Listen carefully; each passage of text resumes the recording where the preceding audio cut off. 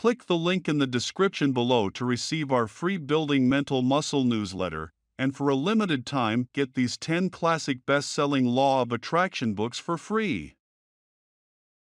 We hope you enjoy this presentation. If so, please click the like button and click the subscribe button below to receive notification when we release new recordings. Richard Hargraves presents 5 lessons, a master class by Neville Goddard, first published 1948. This audio edition recorded 2024. Digitally narrated using the voice of Neville Goddard for buildingmentalmuscle.com. Copyright 2024 Iron Power Publishing. All rights reserved. Lesson 4. No one to change but self. May I take just a minute to clarify what was said last night? A lady felt from what I said last night that I'm anti-one nation. I do hope that I am not anti any nation, race, or belief. If perchance I used a nation, it was only to illustrate a point. What I tried to tell you was this: we become what we contemplate. For it is the nature of love, as it is the nature of hate, to change us into the likeness of that which we contemplate. Last night I simply read a news item to show you that when we think we can destroy our image by breaking the mirror, we are only fooling ourselves. When, through war or revolution, we destroy titles which to us represent arrogance and greed, we become in time the embodiment of that which we thought we had destroyed. So today, the people who thought they destroyed the tyrants are themselves that which they thought they had destroyed. That I may not be misunderstood, let me again lay the foundation of this principle. Consciousness is the one and only reality. We are incapable of seeing other than the contents of our own consciousness. Therefore, hate betrays us in the hour of victory and condemns us to be that which we condemn. All conquest results in an exchange of characteristics, so that conquerors become like the conquered foe. We hate others for the evil which is in ourselves. Races, nations, and religious groups have lived for centuries in intimate hostility, and it is the nature of hatred, as it is the nature of love, to change us into the likeness of that which we contemplate. Nations act toward other nations as their own citizens act toward each other. When slavery exists in a state and that nation attacks another, it is with intent to enslave. When there is a fierce economic competition between citizen and citizen, then in war with another nation, the object of the war is to destroy the trade of the enemy. Wars of domination are brought about by the will of those who within a state are dominant over the fortunes of the rest. We radiate the world that surrounds us by the intensity of our imagination and feeling.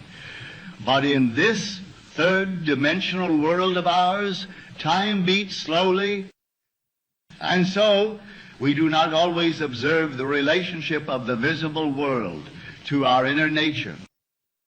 Now that is really what I meant. I thought I had said it, that I may not be misunderstood.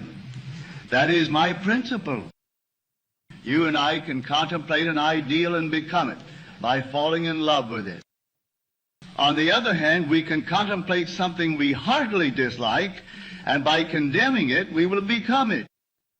But because of the slowness of time in this three-dimensional world, when we do become what we contemplated, we have forgotten that formerly we set out to worship or destroy it.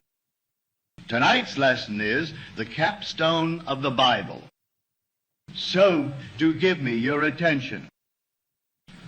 The most important question asked in the Bible will be found in the 16th chapter of the Gospel of St. Matthew.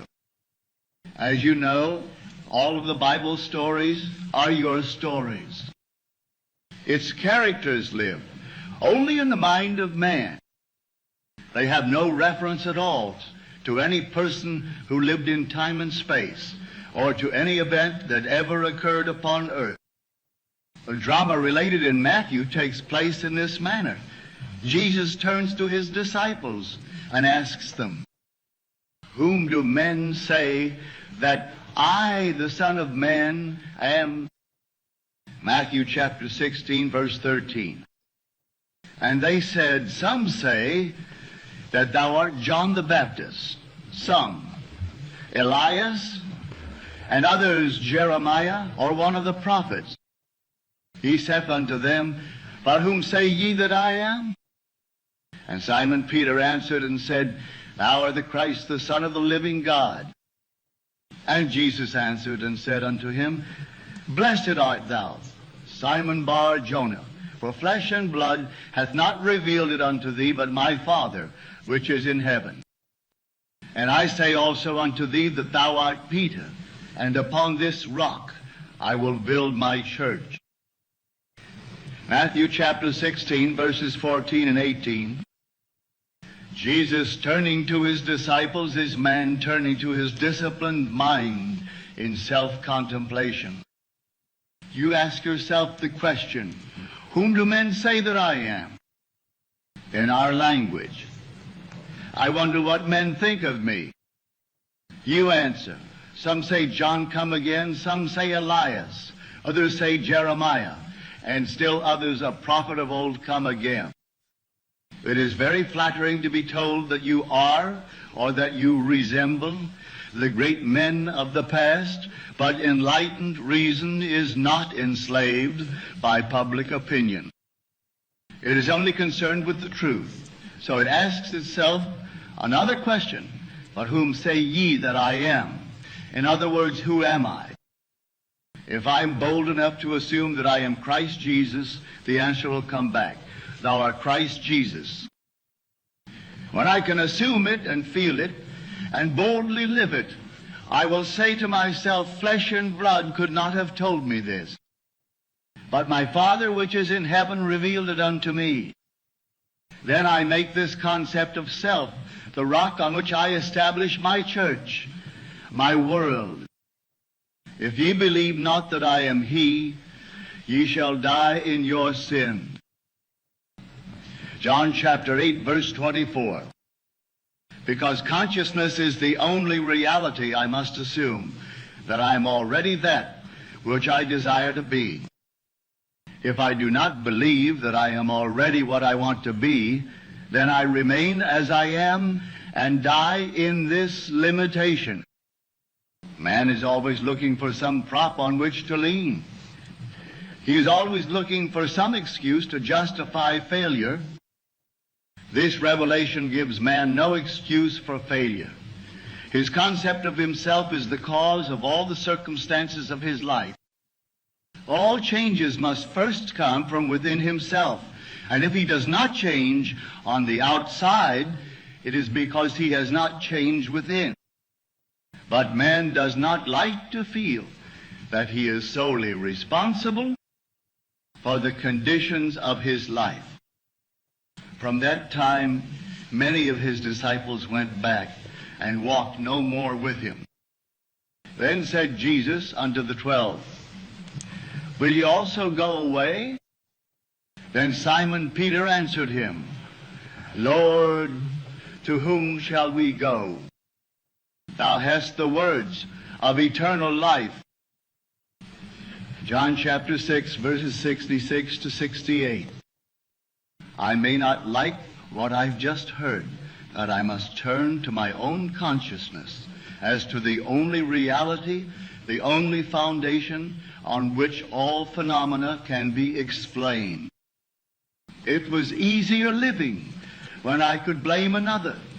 It was much easier living when I could blame society for my ills or point a finger across the sea and blame another nation. It was easier living when I could blame the weather for the way I feel. but to tell me that I am the cause of all that happens to me, that I am forever molding my world in harmony with my inner nature. That is more than man is willing to accept. If this is true, to whom would I go? If these are the words of eternal life, I must return to them, even though they seem so difficult to digest. When man fully understands this, he knows that public opinion does not matter, for men only tell him who he is. The behavior of men constantly tell me who I have conceived myself to be. If I accept this challenge and begin to live by it, I finally reach the point that is called the great prayer of the Bible. It is related in the 17th chapter of the Gospel of St. John. I have finished the work which thou gavest me to do. John chapter 17, verse 4. And now, O Father, glorify thou me with thine own self, with the glory which I had with thee before the world was. John chapter 17, verse 5. While I was with them in the world, I kept them in thy name. Those that thou gavest me I have kept, and none of them is lost, but the son of perdition. John chapter 17, verse 12. It is impossible for anything to be lost. In this divine economy, nothing can be lost. It cannot even pass away. The little flower which has bloomed once blooms forever. It is invisible to you here with your limited focus, but it blooms forever in the larger dimension of your being, and tomorrow you will encounter it. All that thou gavest me I have kept in thy name, and none have I lost save the son of perdition. The son of perdition means simply the belief in loss. Son is a concept, an idea. Perdido is loss. I have only truly lost the concept of loss, for nothing can be lost. I can descend from the sphere where the thing itself now lives, and as I descend in consciousness to a lower level within myself, it passes from my world. I say, I have lost my health. I have lost my wealth. I have lost my standing in the community. I have lost faith. I have lost 1,000 things. But the things in themselves, having once been real in my world, can never cease to be. They never become unreal with the passage of time. I, by my descent in consciousness to a lower level, cause these things to disappear from my sight. And I say, they have gone. They are finished as far as my world goes. All I need do is to ascend to the level where they are eternal, and they once more objectify themselves and appear as realities within my world. The crux of the whole 17th chapter of the Gospel of St. John is found in the 19th verse, and for their sake I sanctify myself, that they also might be sanctified through the truth. Heretofore I thought I could change others through effort. Now I know I cannot change another unless I first change myself. To change another within my world, I must first change my concept of that other. And to do it best, I change my concept of self. For it was the concept I held of self that made me see others as I did. Had I a noble, dignified concept of myself, I never could have seen the unlovely in others. Instead of trying to change others through argument and force, let me but ascend in consciousness to a higher level, and I will automatically change others by changing self. There is no one to change but self. That self is simply your awareness, your consciousness, and the world in which it lives is determined by the concept you hold of self. It is to consciousness that we must turn, as to the only reality. For there is no clear conception of the origin of phenomena except that consciousness is all, and all is consciousness. You need no helper to bring you what you seek. Do not for 1 second believe that I am advocating escape from reality when I ask you to simply assume you are now the man or the lady that you want to be. If you and I could feel what it would be like were we now that which we want to be and live in this mental atmosphere as though it were real, then in a way we do not know, our assumption would harden into fact. This is all we need do in order to ascend to the level where our assumption is already an objective, concrete reality. I need change no man. I sanctify myself, and in so doing, I sanctify others. To the pure all things are pure. There is nothing unclean of itself, but to him that esteemeth anything to be unclean, to him it is unclean. Romans chapter 14, verse 14. There is nothing in itself unclean, but you, by your concept of self, see things either clean or unclean. I and my Father are one. John chapter 10, verse 30. If I do not the works of my Father, believe me not. But if I do, though you believe not me, believe the works, that you may know and believe that the Father is in me, and I in him. John chapter 10, verses 37 and 38. He made himself one with God and thought it not strange or robbery to do the works of God. You always bear fruit in harmony with what you are. It is the most natural thing in the world for a pear tree to bear pears, an apple tree to bear apples, and for man to mold the circumstances of his life in harmony with his inner nature. I am the vine, ye are the branches. John chapter 15, verse 5. A branch has no life save it, be rooted in the vine. All I need do to change the fruit is to change the vine. You have no life in my world save that I'm conscious of you. You are rooted in me, and like fruit, you bear witness of the vine that I am. There is no reality in the world other than your consciousness. Although you may now seem to be what you do not want to be, all you need do to change it and to prove the change by circumstances in your world is to quietly assume that you are that which you now want to be. And in a way you do not know, you will become it. There is no other way to change this world. I am the way. My I amness, my consciousness, is the way by which I change my world. As I change my concept of self, I change my world. When men and women help or hinder us, they only play the part that we, by our concept of self, wrote for them. And they play it automatically. They must play the parts they are playing because we are what we are. You will change the world only when you become the embodiment of that which you want the world to be. You have but one gift in this world that is truly yours to give, and that is yourself. Unless you yourself are that which you want the world to be, you will never see it in this world. Except ye believe not that I am he, ye shall die in your sins.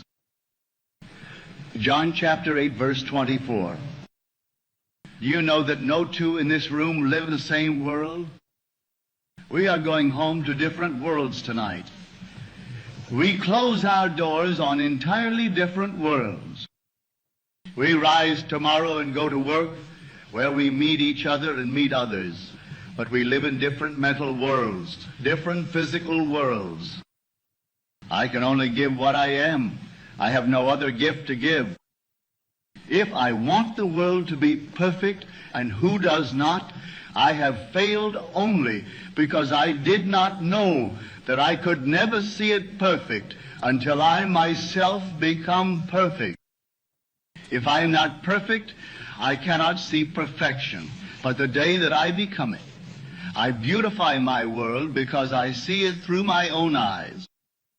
Unto the pure, all things are pure. Titus chapter 1, verse 15. No two here can tell me that you have heard the same message any one night. The one thing that you must do is hear what I say through that which you are.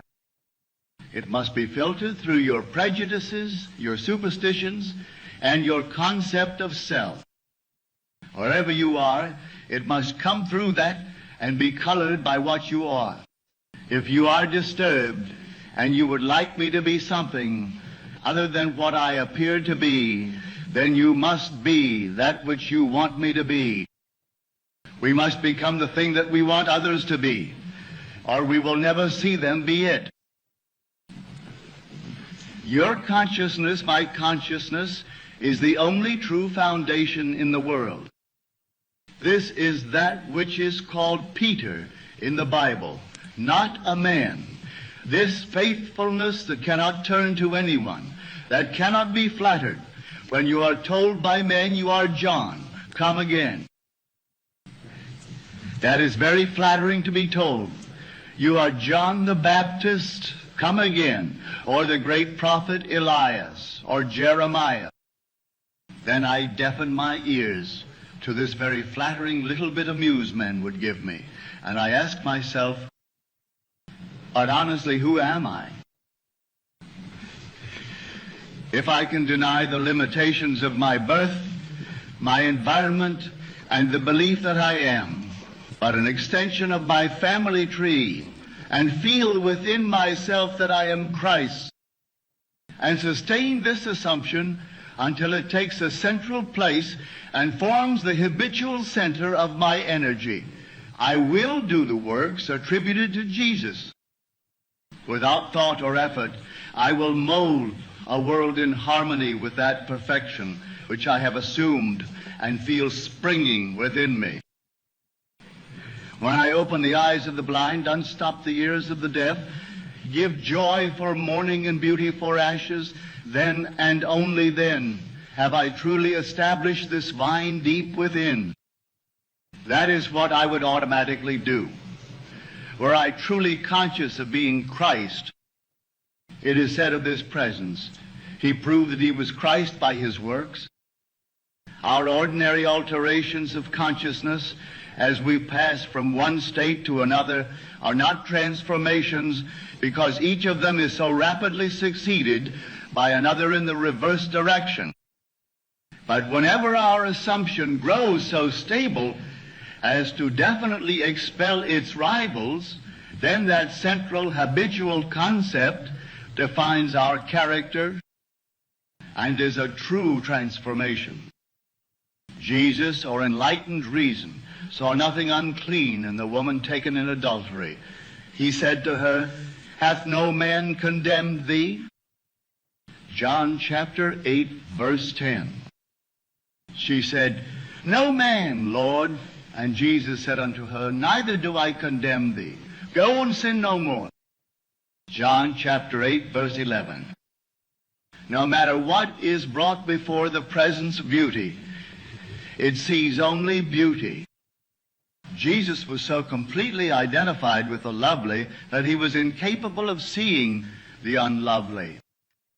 When you and I really become conscious of being Christ, we too will straighten the arms of the withered and resurrect the dead hopes of men. We will do all the things that we could not do when we felt ourselves limited by our family tree. It is a bold step and should not be taken lightly, because to do it is to die. John, the man of 3 dimensions, is beheaded or loses his 3-dimensional focus, that Jesus, the 4th dimensional self, may live. Any enlargement of our concept of self involves a somewhat painful parting with strongly rooted hereditary conceptions. The ligaments are strong that hold us in the womb of conventional limitations. All that you formerly believed, you no longer believe. You know now that there is no power outside of your own consciousness. Therefore, you cannot turn to anyone outside of self. You have no ears for the suggestion that something else has power in it. You know the only reality is God, and God is your own consciousness. There is no other God. Therefore, on this rock you build the everlasting church, and boldly assume you are this divine being, self-begotten, because you dared to appropriate that which was not given to you in your cradle, a concept of self not formed in your mother's womb, a concept of self-conceived outside of the offices of man. The story is beautifully told us in the Bible using the two sons of Abraham, one the blessed Isaac, born outside of the offices of man, and the other, Ishmael, born in bondage. Sarah was much too old to beget a child, so her husband Abraham went in unto the bondservant Hagar, the pilgrim, and she conceived of the old man, and bore him a son called Ishmael. Ishmael's hand was against every man, and every man's hand against him. Every child born of woman is born into bondage, born into all that his environment represents, regardless of whether it be the throne of England, the White House, or any great place in the world. Every child born of woman is personified as this Ishmael, the child of Hagar. But asleep in every child is the blessed Isaac, who is born outside of the offices of man and is born through faith alone. This second child has no earthly father. He is self-begotten. What is the second birth? I find myself man. I cannot go back into my mother's womb, and yet I must be born a second time. Except a man be born again, he cannot enter the kingdom of God. John chapter 3, verse 3. I quietly appropriate that which no man can give me, no woman can give me. I dare to assume that I am God. This must be of faith. This must be of promise. Then I become the blessed. I become Isaac. As I begin to do the things that only this presence could do, I know that I am born out of the limitations of Ishmael, and I have become heir to the kingdom. Ishmael could not inherit anything, although his father was Abraham, or God. Ishmael did not have both parents of the godly. His mother was Hagar the bondwoman, and so he could not partake of his father's estate. You are Abraham and Sarah, and contained within your own consciousness, there is one waiting for recognition.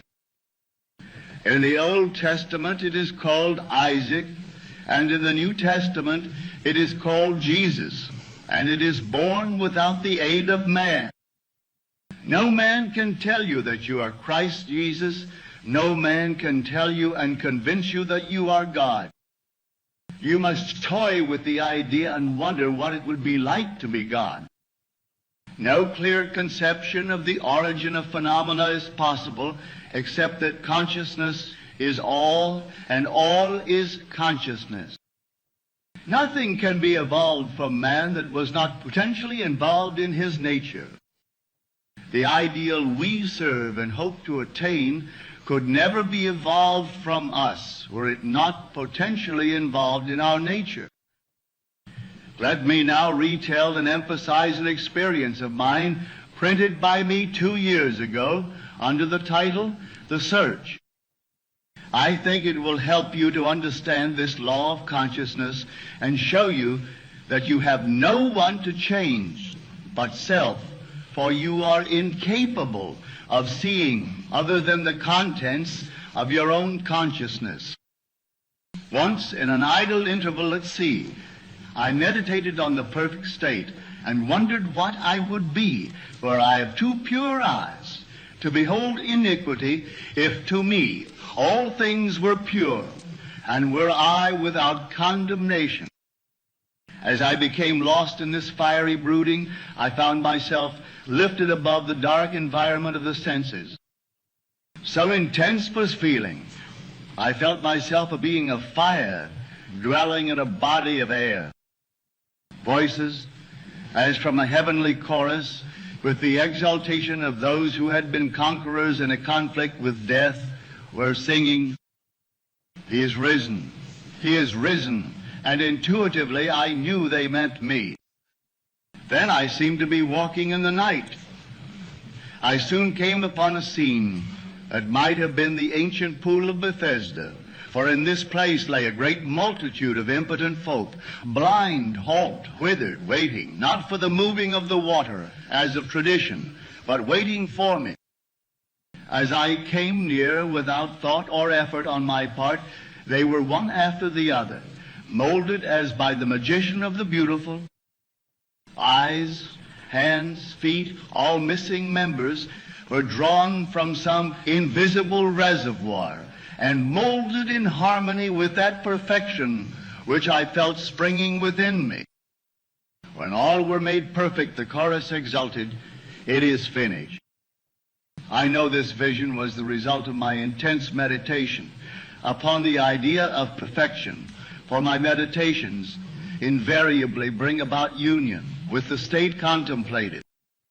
I had been so completely absorbed within the idea that for a while I had become what I contemplated, and the high purpose with which I had for that moment identified myself drew the companionship of high things and fashioned the vision in harmony with my inner nature. The ideal with which we are united works by association of ideas to awaken 1,000 moods, to create a drama in keeping with the central idea. My mystical experiences have convinced me that there is no way to bring about the perfection we seek other than by the transformation of ourselves. As soon as we succeed in transforming ourselves, the world will melt magically before our eyes and reshape itself in harmony with that which our transformation affirms. We fashion the world that surrounds us by the intensity of our imagination and feeling, and we illuminate or darken our lives by the concepts we hold of ourselves. Nothing is more important to us than our conception of ourselves, and especially is true of our concept of the deep, dimensionally greater one within us.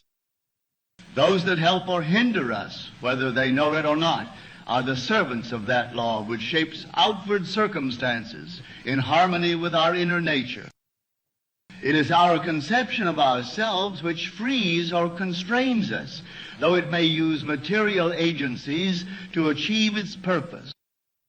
Because life molds the outer world to reflect the inner arrangement of our minds, there is no way of bringing about the outer perfection we seek other than by the transformation of ourselves. No help cometh from without the hills, to which we lift our eyes, are those of an inner range. It is thus to our own consciousness that we must turn as to the only reality, the only foundation on which all phenomena can be explained. We can rely absolutely on the justice of this law to give us only that which is of the nature of ourselves. To attempt to change the world before we change our concept of ourselves is to struggle against the nature of things. There could be no outer change until there is first an inner change. As within, so without. I am not advocating philosophical indifference when I suggest that we should imagine ourselves as already that which we want to be, living in a mental atmosphere of greatness, rather than using physical means and arguments to bring about the desired changes. Everything we do, unaccompanied by a change of consciousness, is but futile readjustment of surfaces. However we toil or struggle, we can receive no more than our concepts of self-affirm. To protest against anything which happens to us is to protest against the law of our being and our rulership over our own destiny. The circumstances of my life are too closely related to my conception of myself not to have been formed by my own spirit from some dimensionally larger storehouse of my being. If there is pain to me in these happenings, I should look within myself for the cause, for I am moved here and there and made to live in a world in harmony with my concept of myself. If we would become as emotionally aroused over our ideas as we become over our dislikes, we would ascend to the plane of our ideal as easily as we now descend to the level of our hates. Love and hate have a magical transforming power, and we grow through their exercise into the likeness of what we contemplate. By intensity of hatred, we create in ourselves the character we imagine in our enemies. Qualities die for want of attention, so the unlovely states might best be rubbed out by imagining beauty for ashes and joy for mourning, rather than by direct attacks on the state from which we would be free. Whatsoever things are lovely and of good report, think on these things, for we become that with which we are in rapport. There is nothing to change but our concept of self. As soon as we succeed in transforming self, our world will dissolve and reshape itself in harmony with that which our change affirms. I, by descent in consciousness, have brought about the imperfection that I see. In the divine economy, nothing is lost. We cannot lose anything save by descent in consciousness from the sphere where the thing has its natural life. And now, O Father, glorify thou me with thine own self, with the glory which I had with thee before the world was. John chapter 17, verse 5. As I ascend in consciousness, the power and the glory that was mine return to me, and I too will say, I have finished the work thou gavest me to do. The work is to return from my descent in consciousness, from the level wherein I believed that I was a son of man, to the sphere where I know that I am one with my Father, and my Father is God.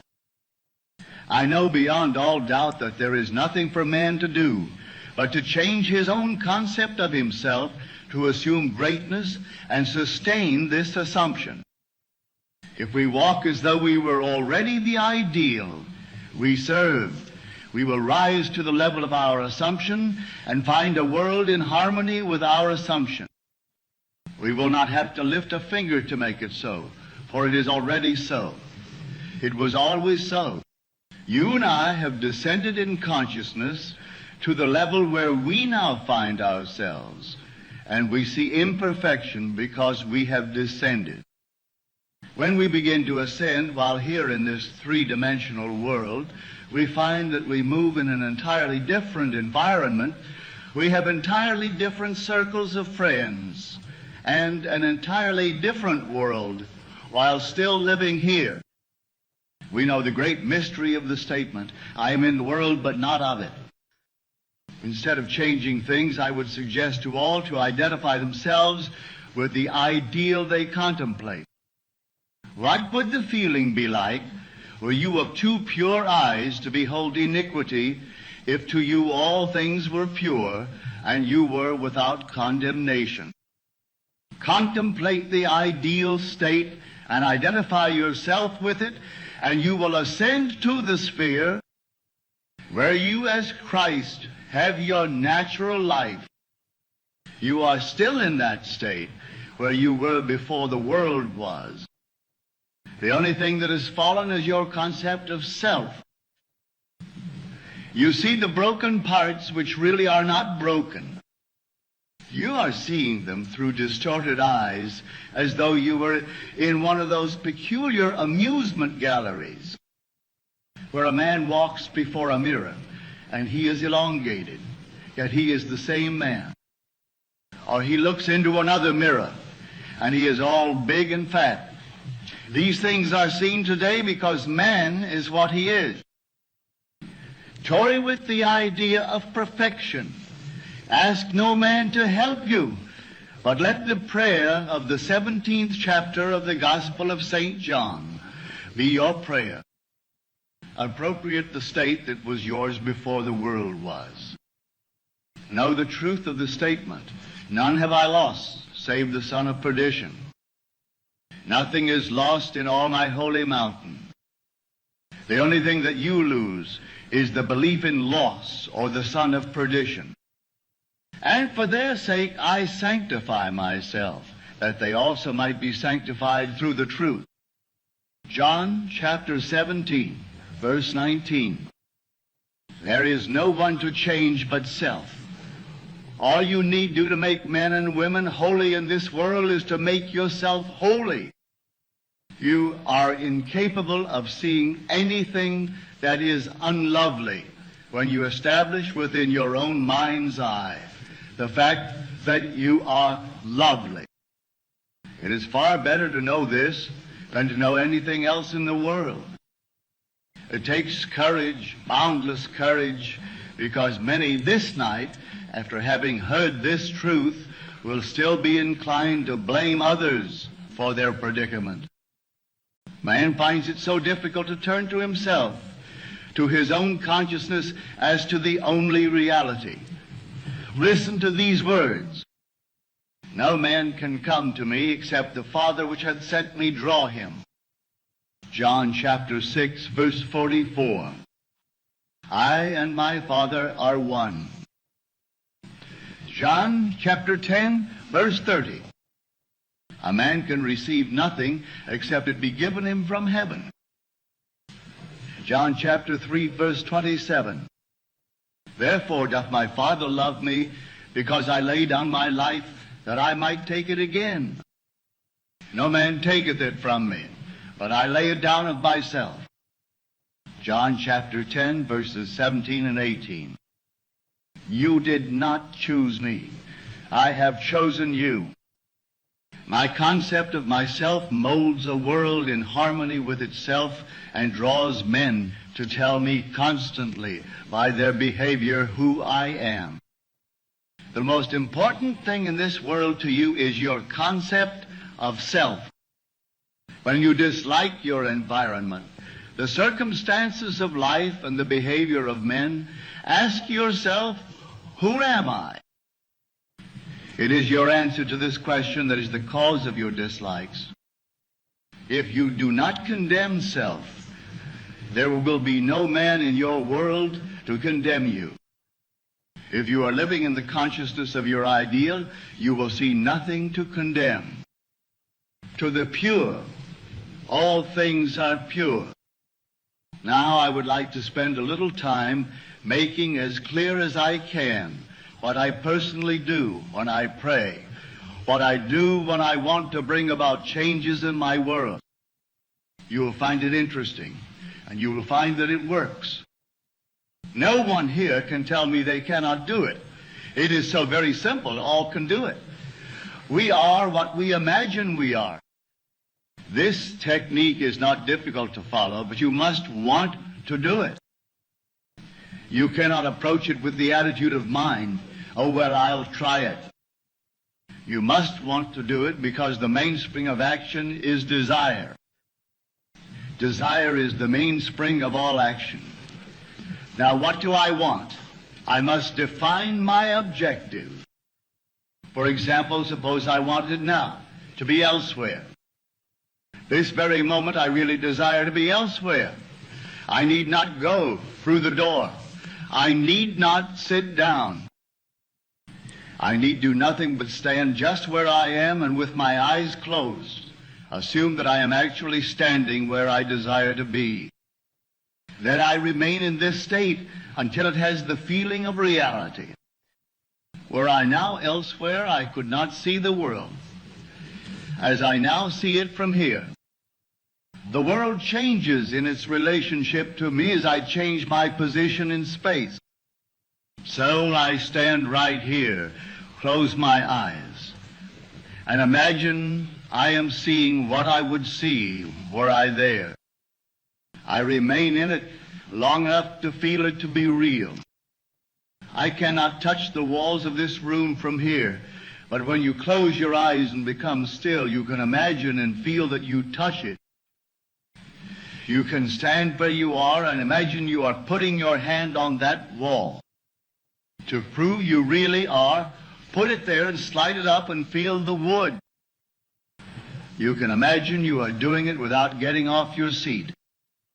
You can do it, and you will actually feel it if you become still enough and intense enough. I stand where I am, and I allow the world that I want to see and to enter physically to come before me as though I were there now. In other words, I bring elsewhere here by assuming that I am there. Is that clear? I let it come up. I do not make it come up. I simply imagine I am there and then let it happen. If I want a physical presence, I imagine he is standing here, and I touch him all through the Bible. I find these suggestions. He placed his hands upon them. He touched them. If you want to comfort someone, what is the automatic feeling? To put your hand on them. You cannot resist it. You meet a friend, and the hand goes out automatically. You either shake hands or put your hand on his shoulder. Suppose you are now to meet a friend that you have not seen for a year, and he is a friend of whom you are very fond.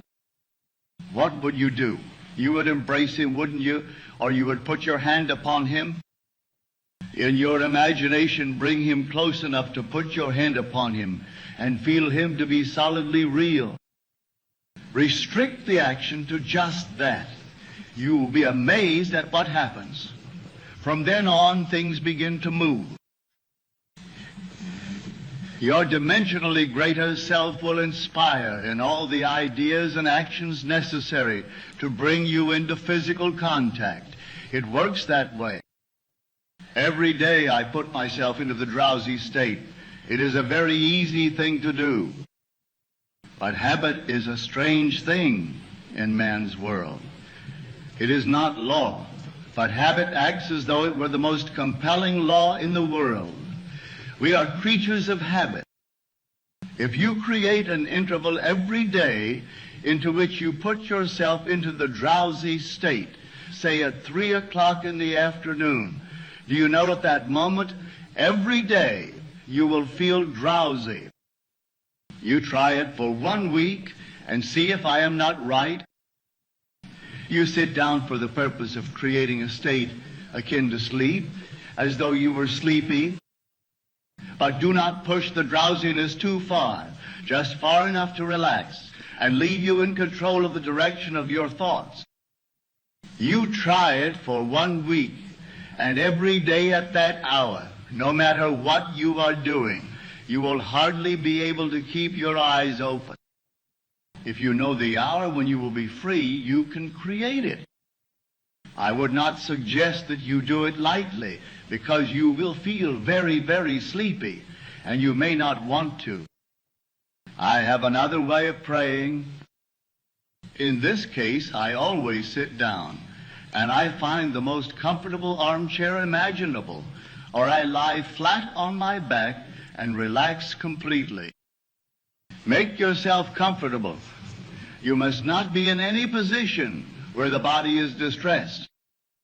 Always put yourself into a position where you have the greatest ease.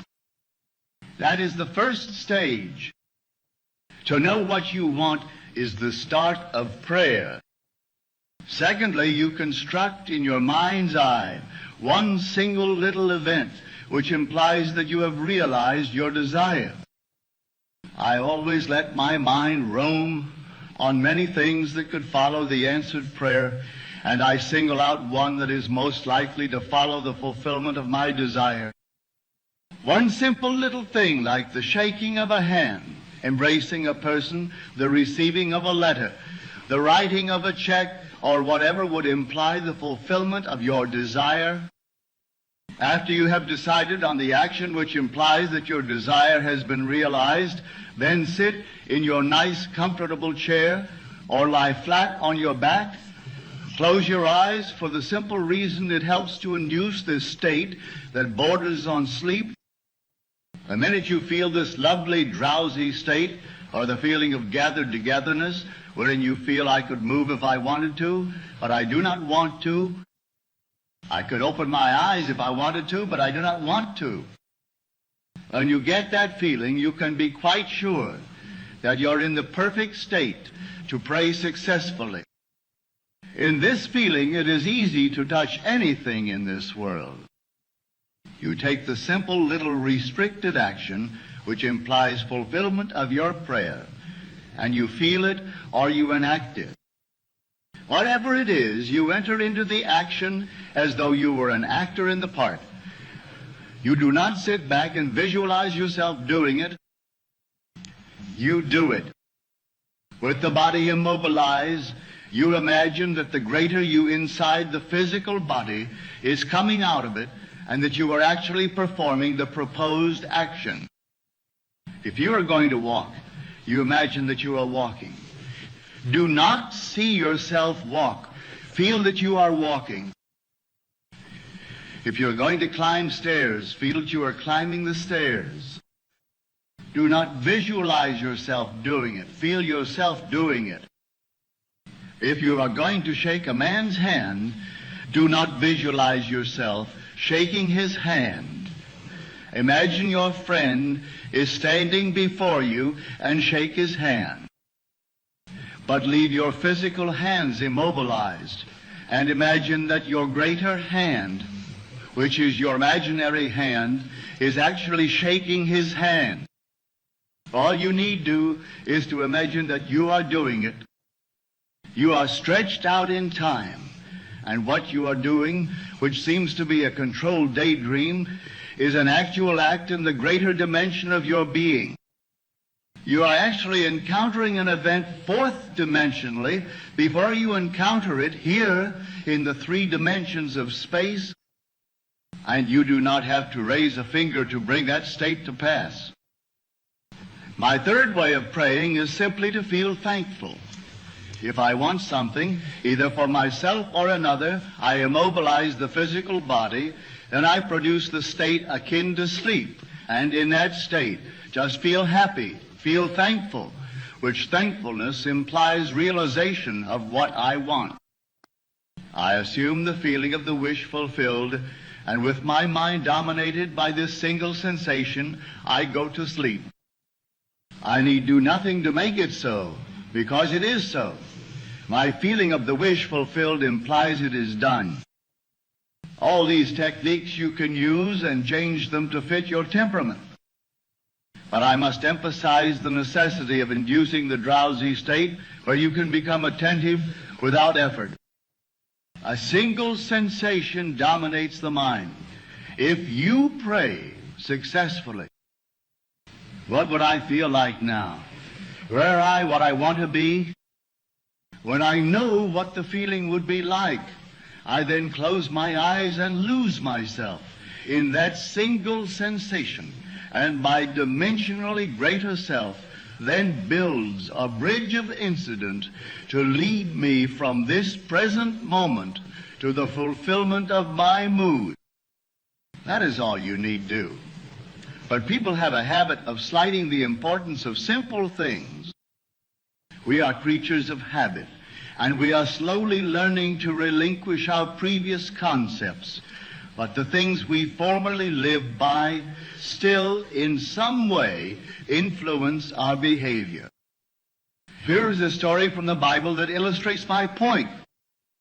It is recorded that Jesus told his disciples to go to the crossroads, and there they would find a colt, a young colt not yet ridden by a man. To bring the colt to him, and if any man asked, "Why do you take this colt?" say, "The Lord has need of it." They went to the crossroads and found the colt and did exactly as they were told.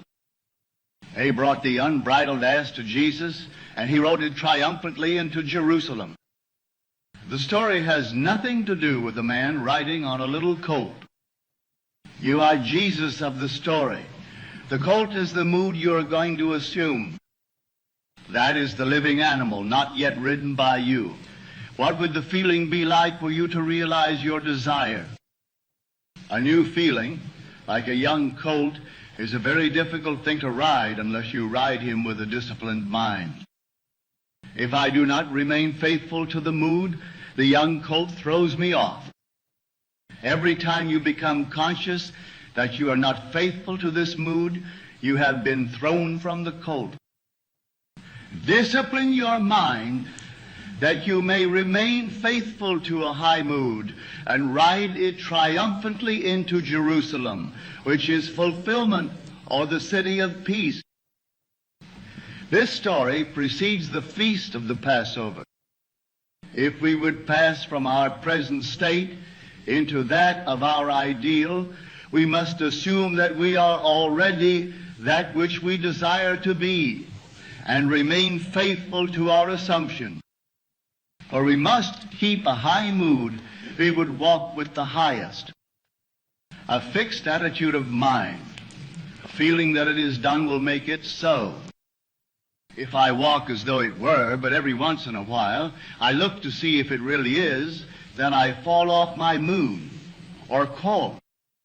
If I would suspend judgment like Peter, I could walk on the water. Peter starts walking on the water, and then he begins to look unto his own understanding, and he begins to go down. The voice said, "Look up, Peter." Peter looks up, and he rises again and continues walking on the water. Instead of looking down to see if this thing is really going to harden into fact, you simply know that it is already so. Sustain that mood, and you will ride the unbridled colt into the city of Jerusalem. All of us must learn to ride the animal straight into Jerusalem, unassisted by a man. You do not need another to help you. The strange thing is that as we keep the high mood and do not fall, others cushion the blows. They spread the palm leaves before me to cushion my journey. I do not have to be concerned. The shocks will be softened as I move into the fulfillment of my desire. My high mood awakens in others the ideas and actions which tend towards the embodiment of my mood. If you walk faithful to a high mood, there will be no opposition and no competition. The test of a teacher or a teaching is to be found in the faithfulness of the taught. I am leaving here on Sunday night. Do remain faithful to this instruction. If you look for causes outside the consciousness of man, then I have not convinced you of the reality of consciousness. If you look for excuses for failure, you will always find them, for you find what you seek. If you seek an excuse for failure, you will find it in the stars, in the numbers, in the teacup, or most any place. The excuse will not be there, but you will find it to justify your failure. Successful business and professional men and women know that this law works. You will not find it in gossip groups, but you will find it in courageous hearts. Man's eternal journey is for one purpose, to reveal the Father. He comes to make visible his Father, and his Father is made visible in all the lovely things of this world. All the things that are lovely, that are of good report, ride these things and have no time for the unlovely in this world, regardless of what it is. Remain faithful to the knowledge that your consciousness, your I amness, your awareness of being aware of the only reality. It is the rock on which all phenomena can be explained. There is no explanation outside of that. I know of no clear conception of the origin of phenomena, save that consciousness is all, and all is consciousness. That which you seek is already housed within you. Were it not now within your eternity, could not evolve it. No time stretch would be long enough to evolve what is not potentially involved in you. You simply let it into being by assuming that it is already visible in your world and remaining faithful to your assumption. It will harden into fact. Your Father has unnumbered ways of revealing your assumption. Fix this in your mind and always remember, an assumption, though false, if sustained, will harden into fact. You and your Father are one, and your Father is everything that was, is, and will be. Therefore, that which you seek you already are. It can never be so far off as even to be near, for nearness implies separation. The great Pascal said, "You never would have sought me had you not already found me." What you now desire you already have, and you seek it only because you have already found it. You found it in the form of desire. It is just as real in the form of desire as it is going to be to your bodily organs. You are already that which you seek, and you have no one to change but self in order to express it. End of lesson. If you enjoyed listening to this recording, please click the like button and click the subscribe button below to receive notification when we release new recordings. Click the link in the description below to receive our free Building Mental Muscle newsletter, and for a limited time, get these 10 classic best-selling Law of Attraction books for free.